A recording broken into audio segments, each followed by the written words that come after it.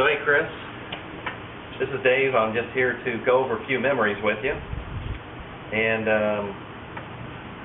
I thought I'd go back to a couple of my favorites, either the cars or the fishing or one or the other. We'll start with the car one. My favorite on the car was coming back from Clearwater Pass, driving down the beach, headed towards Bel Air. And it was in the morning after we'd been snook fishing, I believe anyway. This is my memory. And behind us came up what looked like a '69 Roadrunner. And he was flying up behind us. And at my suggestion, you dropped it down to second gear and waited till he got right next to it. And then revved it up and popped the clutch and opened the tri-power. And off we went. And even though he was going probably 70 miles an hour, could not pass you. As we got closer to the welcoming sign to Bel Air, we popped at neutral and you hit the brakes, sending him in the passing lane, which is a two-way road, passing us at somewhere north of 70 miles an hour. And of course, a couple miles down the road, we went right down to 30 or 35, and he screamed by. And a couple down the road, there he was with Bel Air's finest, pulled over, getting a monstrosity ticket. Little beep beep and a wave as we went by, and I'm sure that guy probably still remembers, as do I. So that's first memory. Happy birthday, Chris. Happy birthday, Chris. All right, well, I guess we're supposed to tell you some sort of memory, and my memory's not that good these days. But I do remember one time when we were fishing at Clearwater Pass before we had children, and I was there with you and Dave, and I caught this gigantic trout. He was probably 4 or 5 pounds, I don't know. But anyway, we were way up on the top of the bridge, and I didn't know how to get him up, so you instructed me on how to get the trout. So we ran down the bridge, dragging the trout down the bridge, and we actually got him on the beach on the other side. So I appreciate you giving me fishing instructions back then, and all the other times that you've probably done it, but that's the one memory that I have is a really fond memory of things that we did together.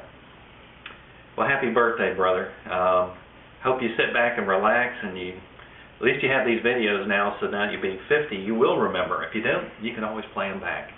But my memories of Clearwater Pass and Big Indian Rocks Pier are some of the best ones. One of my favorite fishing memories was hooking a tarpon and having you run down and call Mom. And having it on for a while, have Jack Kelly stand behind me, and I lost it at the end, but I can remember my knees were knocking for like 30 minutes later. They were like jelly. But that's the good memories of the Big Indian Rocks Pier. And then, of course, lots of memories at Clearwater Pass in the middle of the night, and going out and catching snook and using a Harnell rod and taking them and swinging them over the rail, 10, 15-pound snook. So it was those are some of my good fishing memories. But the real fishing memories are one that we haven't done yet. So you got to pick something. It either be yellowfin in Wahoo. I already talked to the captain. Already sent it to you. I've also got a line on for about the same price. We can fly to Mexico and go to what's that place? Sea of Cortez.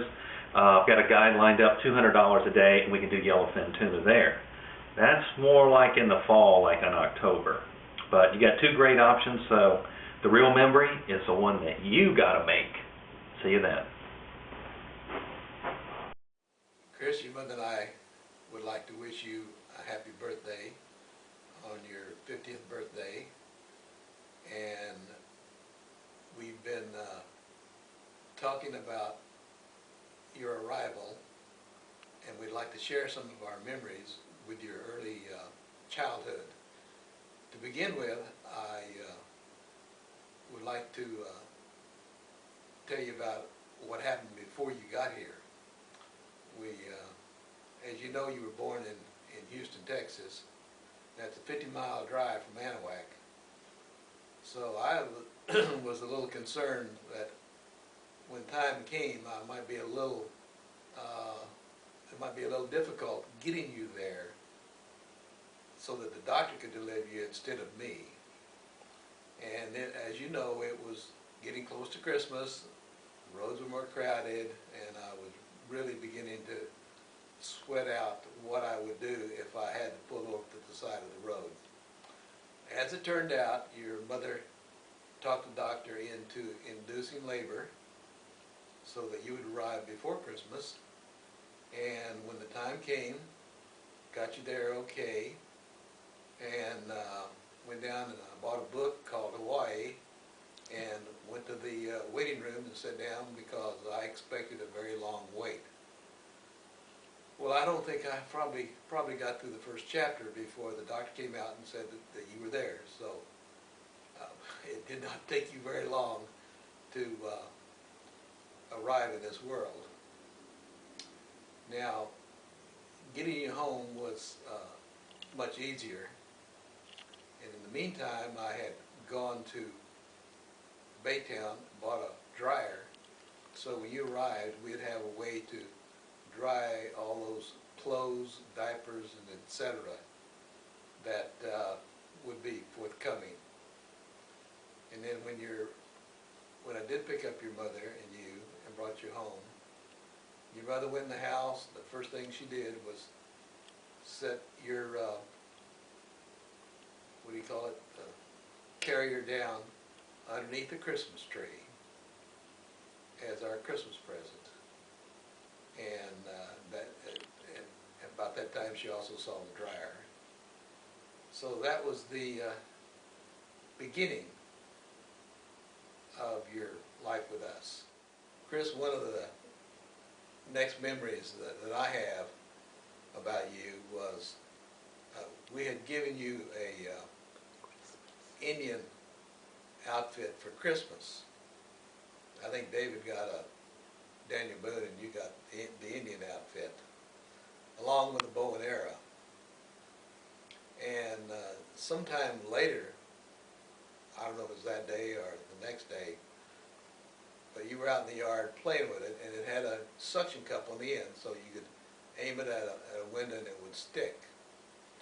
Well, whatever you were doing in the yard, I don't know, but all of a sudden, here you come in the house, and you had apparently taken the arrow and put it down your throat to the point where it went too far, and you had some blood on the suction cup. So obviously we took you to the doctor quickly. He checked you out, found out that everything was okay, and we thought for a minute that you had maybe given yourself a tonsillectomy, but apparently not. So you survived the arrow incident okay. I think we still let you play with it because I believe you probably had decided that was not a good idea. Hi, Chris. It wouldn't be remembering your early years without remembering some of the mischief you got into. You were very good at that. And one of the first things I remember when we moved to Coquina Key, you were about 3 years old, and you went for a ride on your tricycle to go see your friend John Robert Northrop, who lived quite a bit away from us, but still on Coquina Key. And I didn't know that you were doing that. You just took off on your own. And unfortunately, I had to be concerned about where you were, and your trike was missing, and the key was surrounded by water, so that made for more concern. But luckily, John Robert's mother, Grace, just happened to be in her car on the way over toward our house, and she saw you riding your tricycle and picked you up and brought you home. And of course, that was a happy ending. Another time I remember that you gave me a few gray hairs was when you went to school over at Anona Elementary and you were 6. Carol was a baby, and you used to catch a school bus down at the end of Oliver Street, and you didn't come home that day when you were supposed to.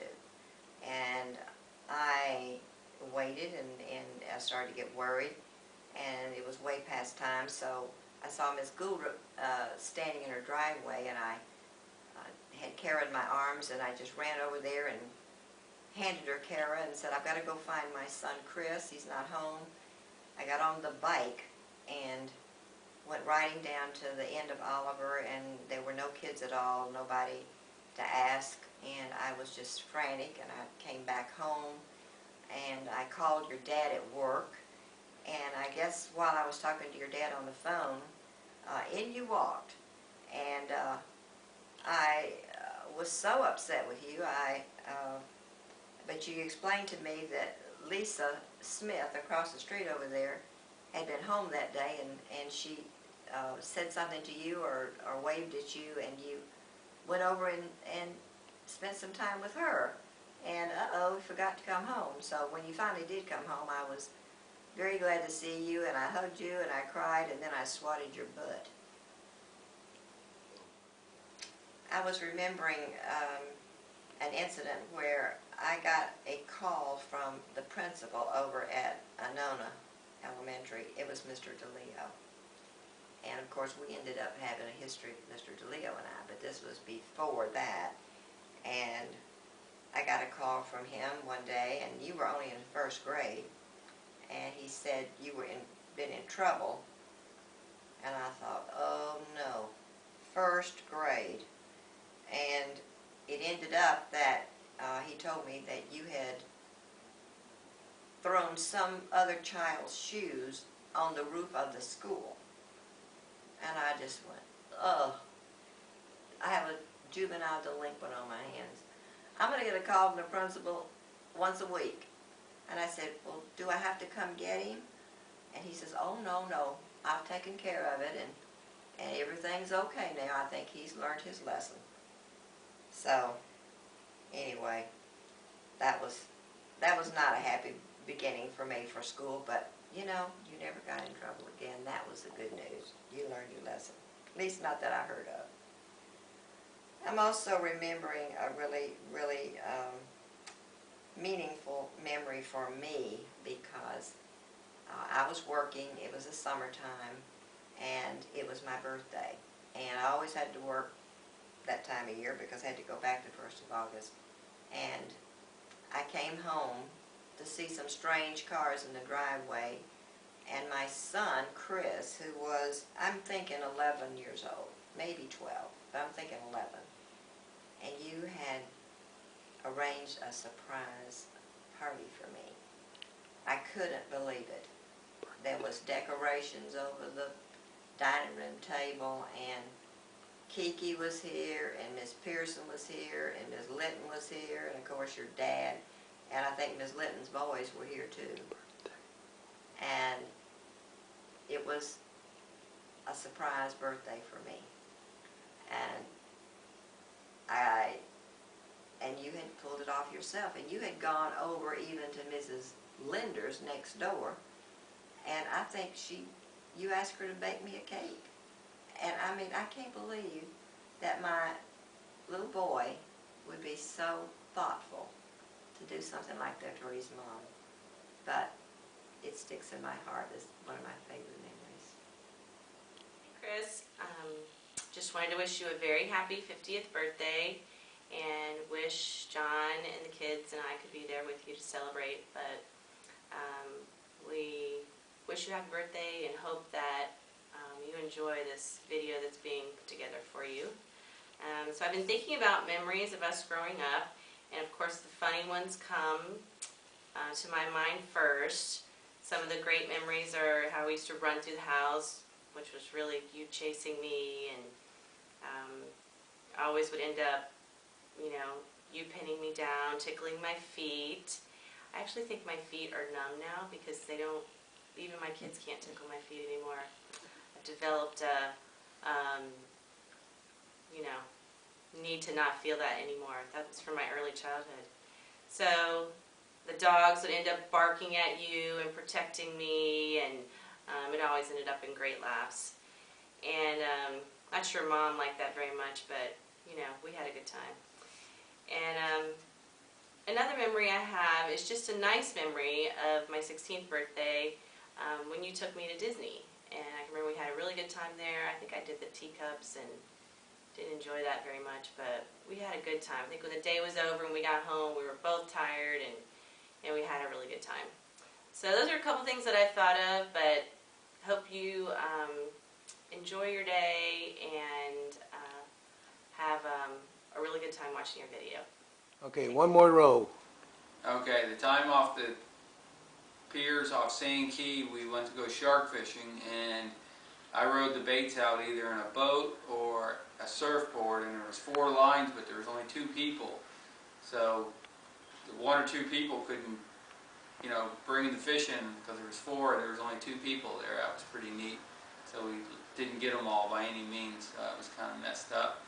And then the other time, I think we were shooting a shotgun off by 275 by Toy Town Dump, and we were going to shoot at that coot, and we almost accidentally shot that guy who was across the lake, but he just says, don't shoot, and then we saw him, so that's pretty neat. But anyways, alright, see you. Happy birthday. Happy birthday. I think it's the 50th. You're a little older than me. Right. Okay. Thank you. Alright. Sorry I missed. Are we supposed to say hi to Chris? Happy what? 50th? Yep, Can't believe it. Just happened to be stopping by Charlie's place and your parents were here. Just want to say happy birthday to you, Chris. Been out catching some mullets and I smell like one. And Dave got all the mullet at the place that I told him there was nothing there, and don't waste my time. That sounds For like his a time. big fisherman's story to me. All right. Hey Chris, happy 50th birthday. Vince and Brenda here. Quite a surprise. Sorry missed you in your last trip here. I think the last time I saw you, you actually came to California. Was inspecting a building for Bank of America. Anyway, I think you remember Brenda here. We got married last year in January. Living here now happily ever after. Happy birthday, Chris. I don't know if you remember me. I'm sure glad your mother doesn't.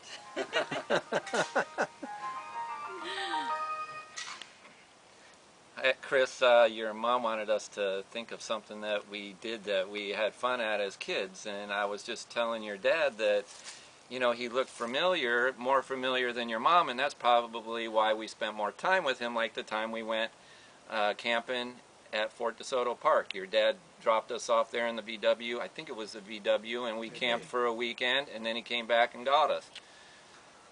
So that was a lot of fun and something I'll remember and I'll never forget. Another memory I have was, do you remember getting a 12-pack of beer, parking between the Mitchell Agency and, I can't remember the other building, and the cop came and pulled up behind us and made us dump it all out, and we went to my dad's house, and my dad never said a word to anybody, did he?